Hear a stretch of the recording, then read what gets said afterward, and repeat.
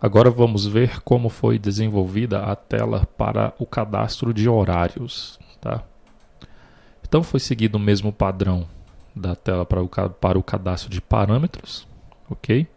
Então aqui no pacote com.t2ti erp.ponto.cliente, nós temos aqui a classe ponto horário grid.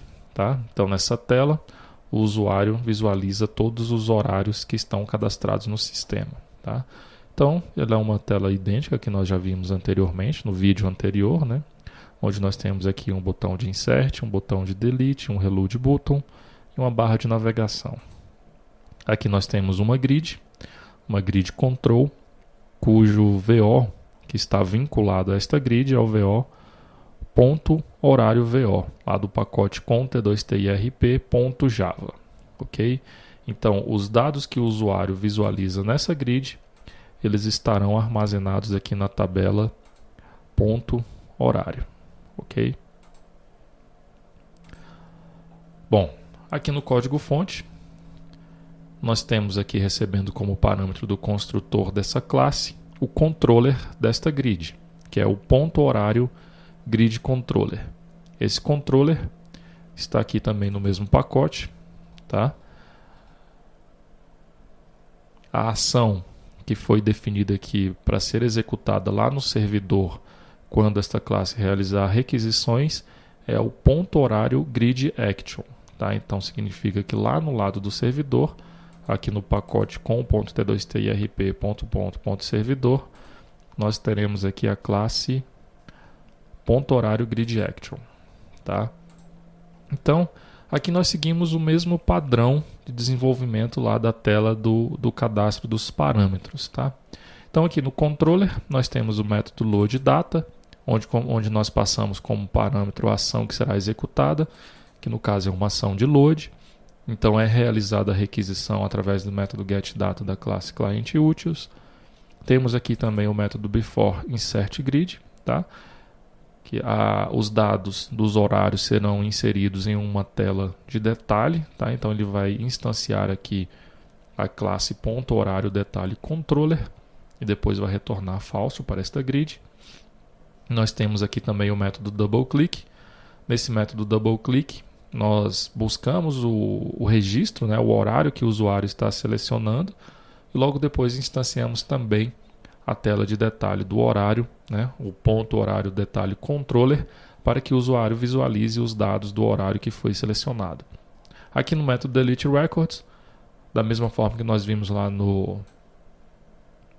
na tela de parâmetros, nós definimos aqui alguns parâmetros, né, no caso a ação a ser executada, no caso uma ação de delete, os objetos que serão excluídos, tá? E logo depois realizamos essa requisição para o servidor. Então aqui no lado do servidor, na classe ponto horário grid action, primeiramente nós temos a definição do nome desta action, que é o ponto horário grid action. Logo depois nós temos o método execute command, que é o método que vai identificar qual ação que vai ser executada no momento, tá? E os seus respectivos métodos, né? No caso do método load, nós vamos montar aqui uma string, onde nós iremos buscar todos os horários cadastrados no sistema, tá?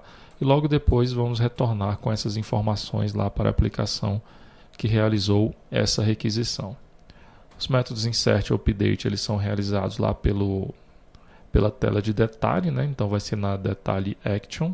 E aqui o método delete, tá? Então no método delete nós buscamos os parâmetros, né? No caso os objetos que serão excluídos do banco de dados.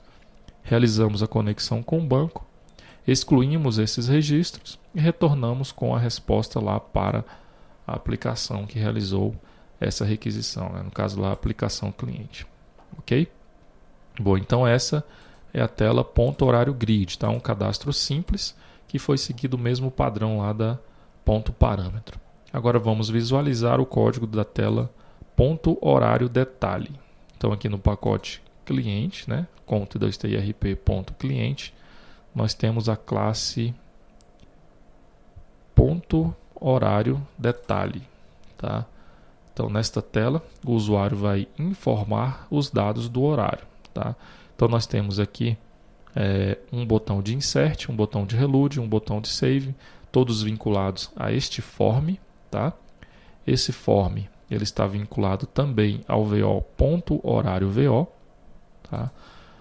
Alguns atributos, aliás, nós temos aqui todos os atributos dessa tabela, tá? Então aqui tem alguns atributos que são, aliás, alguns componentes, né, que são do tipo combo box, e para esses componentes que são do tipo combo box, você tem que definir um domínio, tá? Então aqui nas propriedades desse componente, você pode ver aqui que nós temos a propriedade domain ID, tá? Então esse combo box aqui do tipo, nós definimos como tipo horário ponto, tá?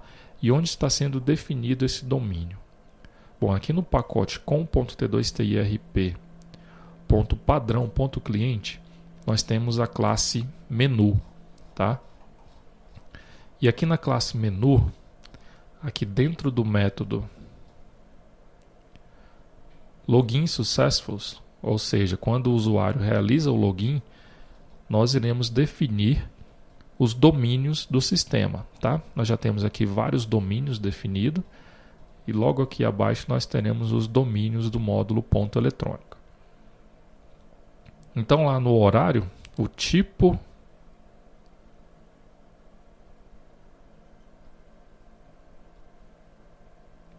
tá aqui, o tipo horário ponto, tá? E esse que foi o domínio definido lá no tipo de horário.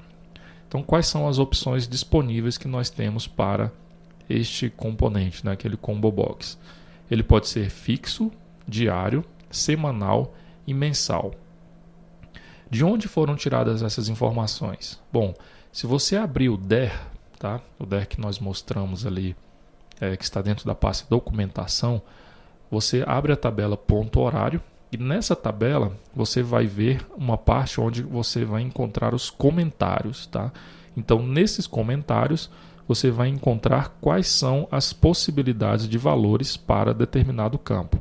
Então, lá na tabela ponto horário, nos comentários do campo tipo, você vai encontrar esses valores possíveis para o campo tipo, ok? Então, ele pode ser fixo, diário, semanal ou mensal. E esse campo tipo ele é composto apenas por um caractere, tá? Se nós olharmos aqui na tabela, o campo tipo, ele é do tipo char1, tá? Então ele é apenas um caractere. Então se estiver gravado F, ele vai ser do tipo fixo, né? Se for D, diário, S, semanal e M, mensal, ok? Então voltando aqui na tela de detalhe, eu tenho aqui também um outro combo box cujo domínio é o tipo trabalho, tá? Então aqui no menu nós temos aqui também definido o domínio tipo trabalho, que pode ser normal, compensação ou folga, ok?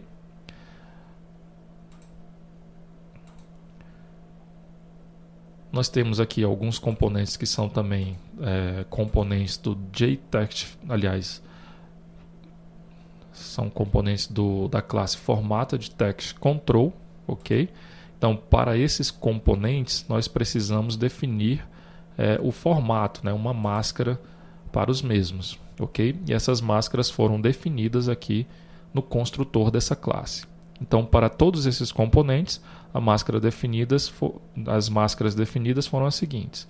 Então, nós temos aqui 2 dígitos representando a hora, 2 dígitos representando os minutos e 2 dígitos representando os segundos, ok? Os valores válidos para esse campo são os valores de 0 até 9, tá? Então foi definida essa máscara para todos esses formatos de teste control. Aqui no construtor dessa classe é recebido como parâmetro o controller desse form, que no caso é o ponto horário detalhe controller, tá? Ele está aqui no mesmo pacote da tela ponto horário detalhe. Então foi seguido o mesmo padrão do controller do detalhe lá do ponto parâmetro, né, que nós vimos no vídeo anterior. A diferença aqui é que nós temos a definição da action lá no servidor. A action que vai ser executada lá no servidor é o ponto horário detalhe action, tá? Então aqui no pacote, no lado do servidor, ponto servidor, nós temos aqui a classe ponto horário detalhe action, ok? Nós temos aqui a definição do nome dessa classe, né, desta action, ok? Os métodos que nós temos aqui, ele também seguiu o mesmo padrão lá da tela de parâmetro. Então nós temos o método loadData, onde nós realizamos a requisição lá para o servidor, passamos como parâmetro que a ação é uma ação de load e o ID do horário. Tá? No método insertRecords, nós temos aqui o mesmo to-do que nós vimos lá no parâmetro. Tá? Como buscar a empresa que está vinculada ao usuário logado no sistema. Então aqui na tabela ponto horário, nós também temos que informar o ID da empresa. Tá? E o ID que será informado ao inserir um horário será a empresa a que o usuário logado está vinculado. Ok? Após definir a empresa desse horário, nós realizamos a requisição ao servidor para que ele realize a persistência desse horário no banco de dados. Ok? Após inserir os dados no banco, nós iremos aqui emitir uma mensagem para o usuário, dados salvos com sucesso, e também realizar a atualização dos dados, né, da grid, lá da tela ponto horário grid. No método updateRecord, nós também temos aqui a requisição ao servidor, através aqui do método getData, onde nós passamos alguns parâmetros, que é a ação a ser executada, o objeto antes da alteração e o objeto alterado. Tá? Logo após, nós temos aqui também o método afterEditData, onde depois de editar os dados, é emitida aqui uma mensagem para o usuário. Ok? Então aqui no lado do servidor, quando a aplicação cliente realizar as requisições, primeiramente vai ser identificado qual ação que será executada no momento, e no caso, se for uma ação de load, vai ser executado aqui o método load. Tá? No método load, nós seguimos aí também o mesmo padrão lá da tela de parâmetros. Tá? Então, primeiramente aqui nós vamos buscar o horário, tá? Que foi selecionado lá pelo usuário. Né? No caso aqui, se for esse horário vai ser identificado aqui pela string pk.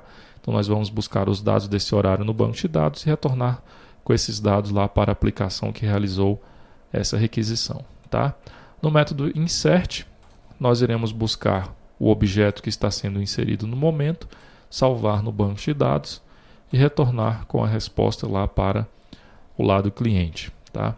No método update, da mesma forma que nós fizemos aqui no insert, nós buscamos o objeto que está sendo alterado, alteramos esse objeto no banco e retornamos com essa informação lá para a aplicação cliente. Tá? O método delete ele é realizado lá pela classe .horário grid action. Ok? Bom, então dessa forma nós visualizamos todo o código fonte da tela de cadastro dos horários.